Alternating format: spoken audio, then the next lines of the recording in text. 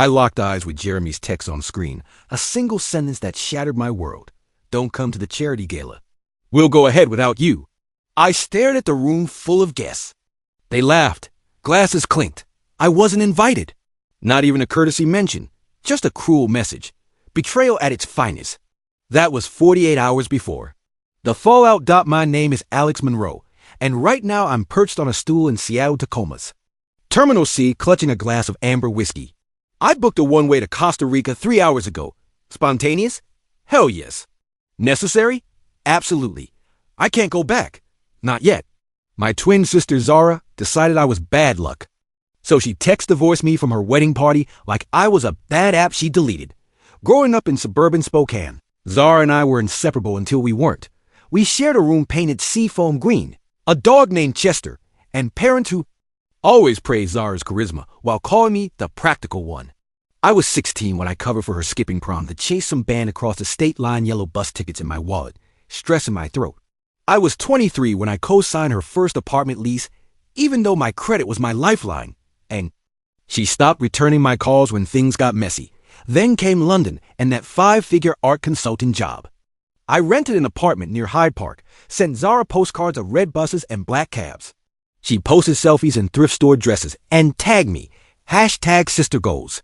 But when her landlord threatened eviction, she stopped snapping photos. My text went unanswered. When I offered help, she said, "I've got this." I did impress. Pride can be a weapon, and so can silence. So when Zara got engaged to Miles Hawthorne Tech Wunderkind turned venture capitalist, I felt that old alarm. 4 months of whirlwind romance. 2 weeks of talk about our future. At the Harvard Club, Miles had that sleek confidence, the same way Zara did. Flawless hair, tailored suits, rehearsed smiles. At their engagement party, I watched him cut her off mid-sentence, suggesting a different entree while she forced a laugh. It felt familiar and wrong. I tried. I really did. I swapped flights to be home for their bridal shower brainstorm. Flew cross-country to help pick flowers only to find a wholesale planner and Zara's new friend, Yvonne, already elbow-deep in peonies. My suggestions were met with cool nods. And we've got it covered. My phone buzzed. It was Miles. Tell Alex we'll handle tomorrow's menu. She's got that big Seattle pitch, right? Pity in his tone. Fury in mine. Then came brunch. Zara motioned me in, but her eyes slid past. Yvonne sat at the head of a long table, sipping mimosas. Zara cleared her throat. "Alex, I've been thinking," she began, voice clipped. "With your schedule, the maid of honor duties might stress you out. Yvonne here is available full-time." My stomach hollowed. I blinked. "You're replacing me?" I managed. She shrugged. "Just logistics. No hard feelings. Logistics." My heart pounded. My mouth felt cotton dry. Without waiting for an apology or a fight, I smiled and said, "Of course. I'll come as a guest." I meant, fuck you. Instead, I sank into the chair next to Yvonne, who whispered, "I'm sorry." I wanted to turn to Zara, to demand respect.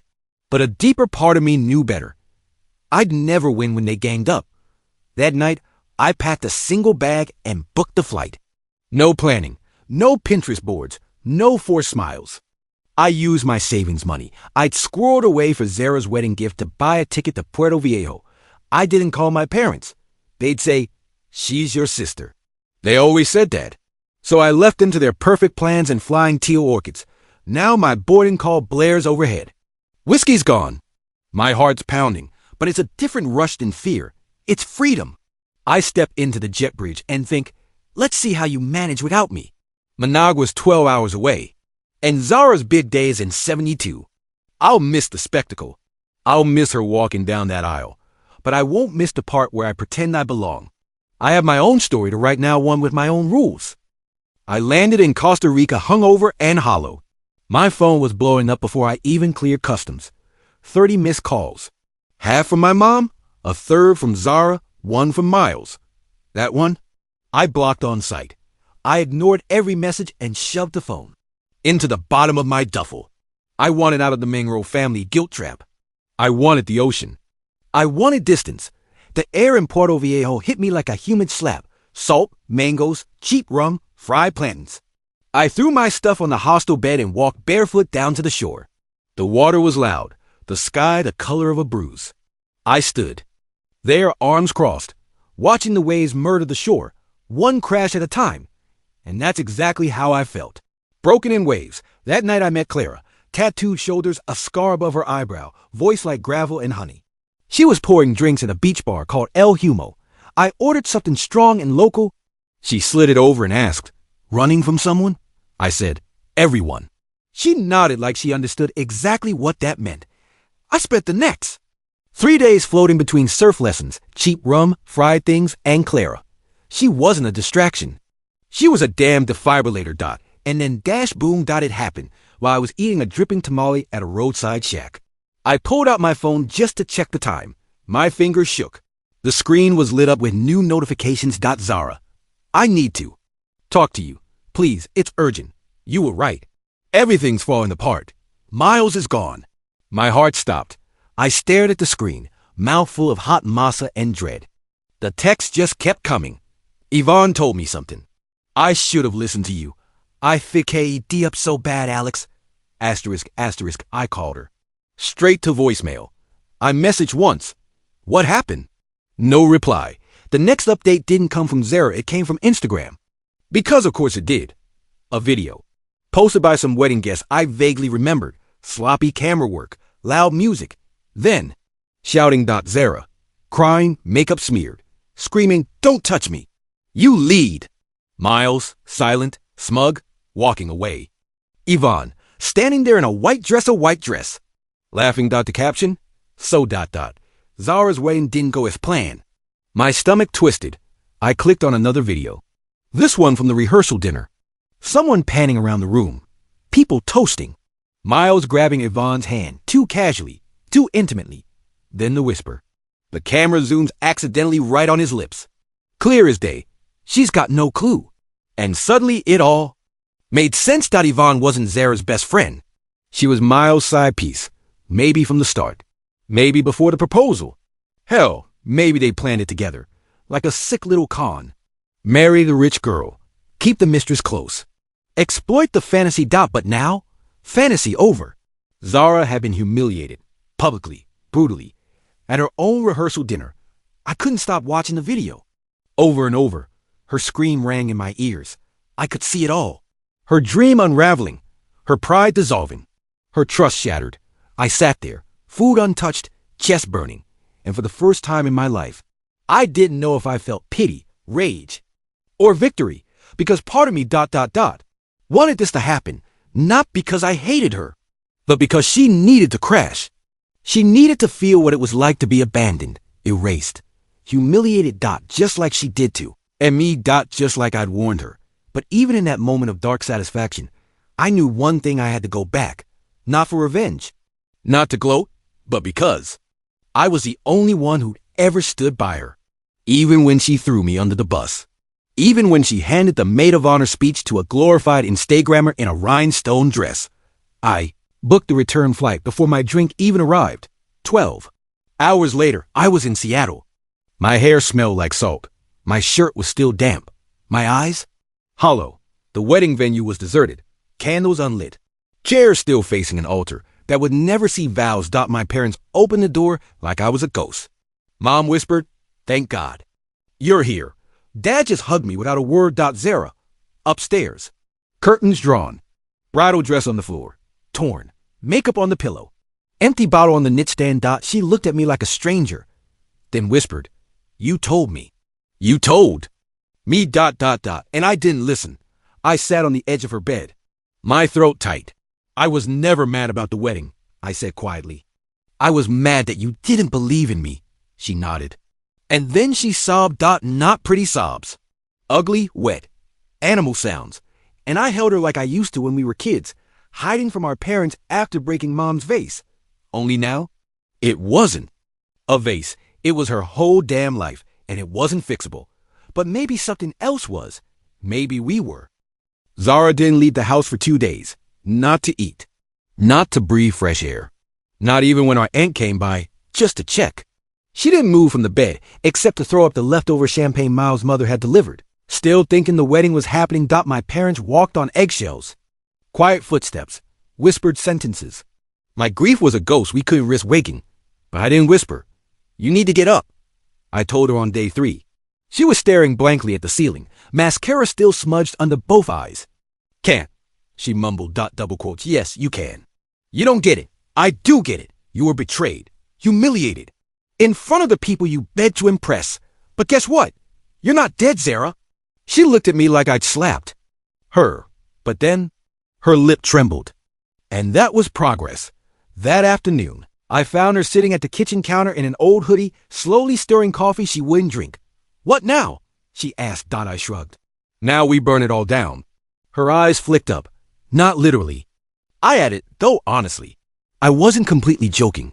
I handed her my phone. Look. She took it hesitantly. Her face twisted with confusion, then horror, then rage. It was another video. This time, Miles on a boat. Shirt off. Champagne bottle in one hand, Yvonne in his lap, laughing like nothing happened. Caption: Cheers to new beginnings. Hashtag beyond the drama. I'm gonna kill him. She whispered. Double quotes. No. You're going to destroy him, I said. How? I smiled. We're going to tell the truth. That night, I posted the full clip of Miles whispering, "She's got no clue" at the rehearsal dinner raw, unedited, timestamp. I captioned it simply, "Guess the groom had a surprise plan." After all, then I tagged every wedding guest, every vendor, every bridesmaid, every friend of Yvonne's, even Miles' law firm, and it spread. Fast. Comments poured in. People were furious. Not just at the betrayal, but at the arrogance. Screenshots followed, demons, old texts. Turns out, Miles had a pattern. Yvonne was just the latest. A receptionist from his last firm posted a story. He told me he was single. Then I saw the engagement photo. By morning, his Instagram was gone. His LinkedIn changed from partner to unemployed. And Zara stood on the porch in a black sweater, sipping coffee she finally drank, watching the clouds roll in with a vengeance. I want to do more, she said. Double quotes. Oh, we will, I promise. We started small. She returned all the wedding gifts, every last one, even the ridiculous air fryer from Yvonne. But not before taping a note to each box. Returned to sender. Groom canceled. Then came the interview. Yeah, that interview, local podcast. A friend of a friend. She told the whole story. Tears, laughter, righteous fury. The host was stunned. Called it the rawest breakup I've ever heard. The episode exploded. Spotify, Apple, TikTok clips. People loved it. Women wrote in droves. Thank you. This saved me from marrying my Miles. Zara is a hero. And Zara, my sister, who once called me too boring to understand passion, found her voice. And her following. Her inbox. Offers. PR agencies, book agents, even a streaming pitch. And Miles. Silence. Until one night, my phone buzzed. Unknown number. I answered on instinct. It was him. You're gonna regret this, he hissed. I laughed. You already do. Click. I blocked the number. A week later, Zara called me into the living room. You're not gonna believe this, she said. Raised an eyebrow. Try me. She held up her phone. Guess who just filed a cease and desist? My stomach dropped. Seriously? Yup. I grabbed the phone and read it. Legalese vomit. Threats. Demands. Bullshit. We looked at each other. And then laughed. Laughed so hard we cried. Because Miles thought a piece of paper could undo everything. That it could silence a woman who was finally speaking for herself. That it could intimidate the person he tried to break. No chance. Post it. I said, right now. She did. Screenshot. Caption. When your ex tries to sue you for telling the truth. Cute. The comments? Savage. Viral. A lawyer even offered to represent her for free. That night, Zara fell asleep on the couch with her head in my lap. She whispered, "Thank you for coming back." I stroked her hair and whispered back, "Thank you for falling apart." Because sometimes you don't realize what's worth saving until it's already in flames. 2 weeks later, the cease and desist became a joke on late night radio. A Seattle DJ read lines from it on air, doing a mock Miles voice. You are hereby instructed to refrain from dragging me online. Pause, because I am a fragile little boy who got caught cheating at my own wedding. Laughter erupted. The clip went viral. Again. Miles had gone from tech golden boy to public clown. And Zara, she was being interviewed in New York next week. In person, studio lights. Full glam. The producer even asked if she wanted a stylist. Meanwhile, our parents kept trying to process it all. Our dad avoided the topic, entirely burying himself in yard work and nightly reruns of forensic shows. Our mom hovered like a confused satellite. Is it safe to talk about it now? She asked me in the kitchen one night, like Zara had joined a cult. It's not a secret anymore, I said, and it wasn't. The internet had seen to that. What people didn't see, what the cameras didn't catch, was how Zara started to change. She stopped wearing heavy makeup. She stopped apologizing in text. She said no without flinching. She deleted every photo of herself with Miles, not out of anger, but like someone clearing clutter before a storm. And then she did the one thing I truly didn't expect. She invited Yvonne to coffee. You're doing what? I nearly choked. I want to look her in the eyes, she said flatly. That's not coffee. That's psychological warfare. Zara didn't smile. She didn't blink. Just grabbed her coat and left. She didn't tell me what happened in that cafe. Not right away. But I found out soon enough. Because the next day, Yvonne vanished from the internet. Gone. No stories. No posts. No captions about healing or new love. Finding joy after drama. Nothing. A ghost. Zara walked in that night with the calm as a sniper who just made a clean shot. I waited, quiet, watching. She poured herself a glass of wine, sat down, finally said, she told me she never wanted him. I raised an eyebrow. She what? She said it started as a joke. That Miles told her I was weak, shallow, desperate to be loved. My jaw clenched. She said he dared her to get close to me. Told her he could make anyone my maid of honor, and I'd just take it. A wave of nausea rolled through me. He dared her? She nodded. Said it was just a bet. Just a challenge. And she went along with it. Until she realized he was serious about marrying me. I gripped the edge of the table so hard my knuckles ached. Zara stared into her glass. She said she thought I was too smart to fall for it. My voice cracked. You weren't stupid, Zara. You were in love. That's not a crime. She looked at me, finally, with the saddest eyes I'd ever seen. No, Alex, but trusting the wrong people is. The next day, Zara posted a new video. It wasn't edited, no fancy captions. Just her, sitting cross-legged on her bed. She told the whole story. The dare, the fake friendship, the twisted ego trip Miles had orchestrated. She didn't cry. She didn't raise her voice. She just told the truth. Cold and clean. By midnight, the clip had over 3 million views. People lost their minds. Commenters exploded with outrage. Women and men alike called it one of the most disturbing things they'd ever heard. Therapists stitched the video, explaining how narcissists groom their victims. Survivors flooded the feed with their own confessions. It became bigger than the scandal. It became a movement. And suddenly, Zara wasn't just a woman with a ruined wedding, she was a voice. A symbol. But with all that attention came the press. And with the press came the leaks. 3 days after her video dropped, I woke up to a notification from a gossip site. I clicked it, expecting another article about Zara's bravery. Instead, my face was there. Me, drinking on the beach. A blurry side photo. Caption: Zara Monroe's twin sister fled to Costa Rica before the wedding. Trouble in the family? I froze. How the hell did they get that? Zara, I called. You need to see this. She came into the room, hair in a bun, skin pale. Jesus. She muttered, reading over my shoulder. This is getting out of hand. This wasn't part of the deal, I said. I know. We both knew what was next. Digging. Smears. Spin. Because the internet doesn't stop. It chews. Then it spits. Then it chews again. And if Zara was going to survive this next round, she needed to be ready. So we made a plan. And this time, we weren't just fighting Miles. We were fighting everyone who wanted to twist the story. 2 days later, the headline dropped like a bomb. Miles Hawthorne under investigation for investor fraud. I dropped my fork. Zara was already holding her phone, eyes wide, jaw clenched. Are you seeing this? I asked. Oh, I'm seeing it, she said, voice flat. According to the article, several of Miles' former investors had filed complaints. Misused funds. Promised returns that never came. Phantom projects. Offshore accounts in Belize. It read like a financial thriller, and Miles was the villain with perfect teeth. Zara scrolled silently. Her hand was trembling. I leaned over her shoulder. You think it's real? I know it's real, she whispered. You used my savings, Alex. I gave him $30,000 to help with his startup. I felt my throat close. You...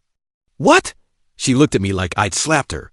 He said we were building a life together, that I was investing in our future. He called it early stage capital. Jesus Christ, Zara. I know. She buried her face in her hands. I sat there stunned. Miles wasn't just a cheating bastard. He was a white-collar predator. He didn't just break her heart. He drained her bank account. It got worse. She pulled out her laptop. Opened her savings dashboard. Her $30,000 investment. Gone. Worse than gone. The account had been temporarily frozen pending review.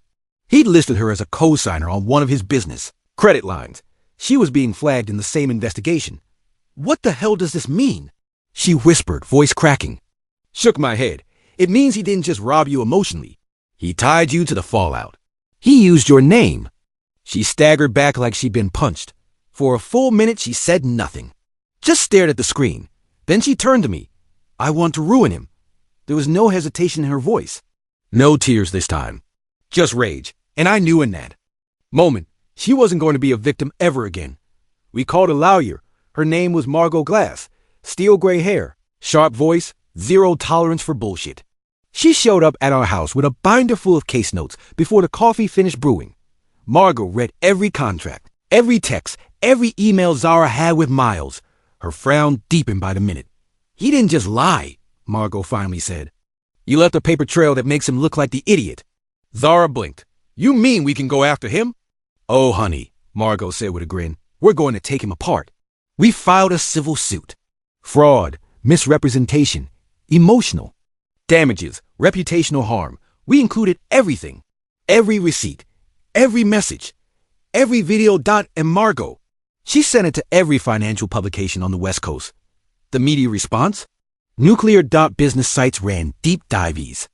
Buzzwords flew. Embezzlement, Ponzi adjacent, network collapse. His startup partners scrambled to distance themselves. One of his board members publicly resigned. Another posted a cringy apology. I didn't know he was capable of this, but the worst damage. His largest investor, a private equity firm, sued him for breach of contract. It was glorious. Zara, once humiliated in a white dress, was now walking into meetings in black slacks and pointed heels, eyes focused. Voice steady. And Miles? You went quiet. Too quiet. No posts. No statements. Nothing. Until one night, our doorbell rang. Zara and I froze. We weren't expecting anyone. Peeked through the curtain. It was him, standing there like a lost child in a button-down shirt and designer sneakers. No entourage. No camera. Crew. Just Miles holding a manila envelope. What do we do? I whispered. Zara was already opening the door. Miles, she said coolly. Wrong house. He tried to smile. I wanted to talk. No lawyers. No cameras. Zara folded her arms. No spine either, I see. He flinched. I brought a settlement, he said, lifting the envelope. My eyes narrowed. Why? Zara asked sharply. Because I'm being ripped apart, he said, voice rising. The media's killing me. You've told everyone lies. Lies? She barked. You conned me. You used me. You proposed with a speech you wrote in the car. You lied in front of a minister. I panicked. You used my name on a fraudulent credit line. I didn't think you'd check. That was it. Zara stepped forward and slapped the envelope out of his hand. It hit the ground with a satisfying smack. You thought I wouldn't check, she yelled. You thought I'd be your perfect little shield while you rob people. Blind? Miles looked around, paranoid. Keep your voice down. No, she snapped. Let the whole world hear. Then she slammed the door. We stood in silence, breathing hard, hearts racing. Finally, Zara turned to me and said, That envelope? I'm not opening it. I'm not settling. I want a judge to read everything out. Loud in a courtroom. I smiled, savage and proud, because that's the kind of justice he'd never expect. The courtroom smelled like dust and cold ambition. Zara stood beside Margot in a charcoal suit that made her look 10 feet tall. Not a trace of the woman who once sobbed into wedding catalogs. Her hair was pinned back. Her expression? Lethal. Miles. Walked in late. Hair slicked back. Wrinkled collar. No lawyer. He scanned the room and spotted Zara than me. His lip twitched into something between a smirk and a flinch. He looked like a man who knew the end was coming, but still hoped someone might call a timeout. Nobody did. The hearing wasn't televised, but the gallery was packed. Reporters, bloggers, even a TikTok creator in a ridiculous hat who whispered, "That's the guy?" As Miles took his seat, Judge, a silver-haired woman with no time for games, glanced over the case file, then nodded at Margot. "Proceed."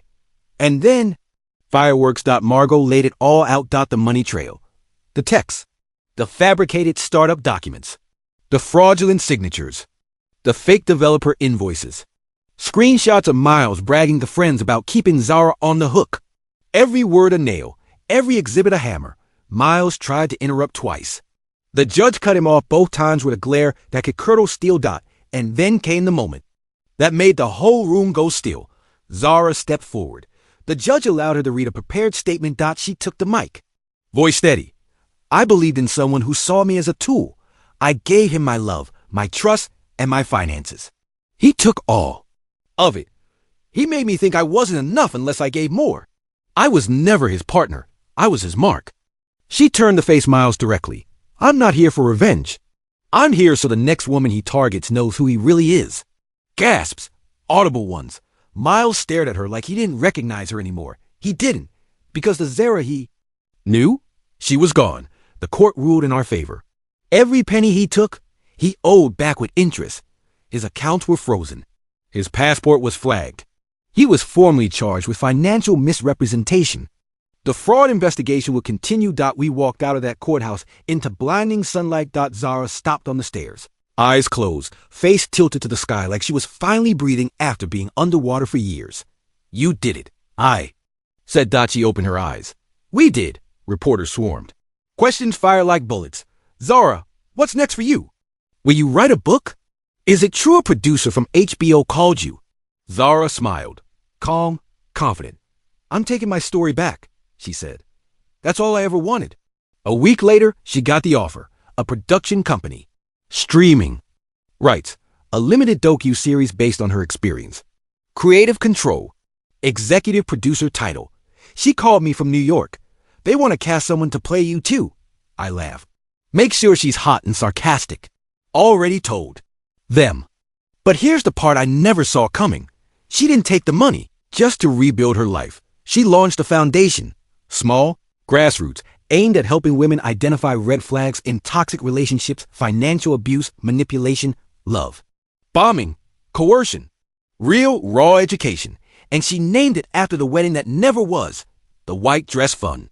That name burned like gasoline. It spread fast. Corporate sponsors, donations, viral clips of her TED-style talk titled, "How I Survived My Own Wedding Scam." She wasn't just healing, she was winning. Is for Miles. He pled out. No jail time, but a 6-figure fine, 2 years of supervised probation, and a lifetime of public humiliation.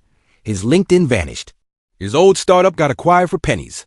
He resurfaced 6 months later on a Reddit thread, begging for advice under a throwaway account. We knew it was him because he misspelled entrepreneur, the same way he did on his old pitch decks. Poetic. Yvonne never resurfaced.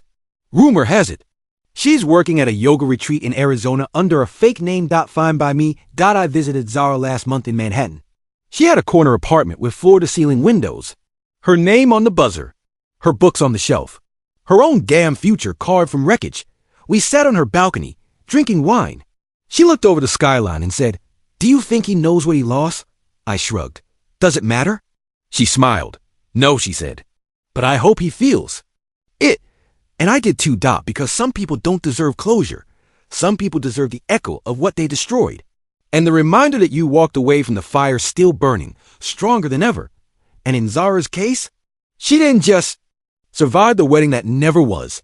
She turned it into a war story. And she won. That's the end of today's story. Did things turn out the way you thought? Or were there some surprises along the way? Share your thoughts in the comments. I'd love to hear what you think. If you enjoyed this journey, don't forget to hit the like button. And if you haven't joined the community yet, now's the perfect time. Subscribe and turn on notifications so you're always the first to catch new stories. Thanks for watching. And I'll see you in the next adventure.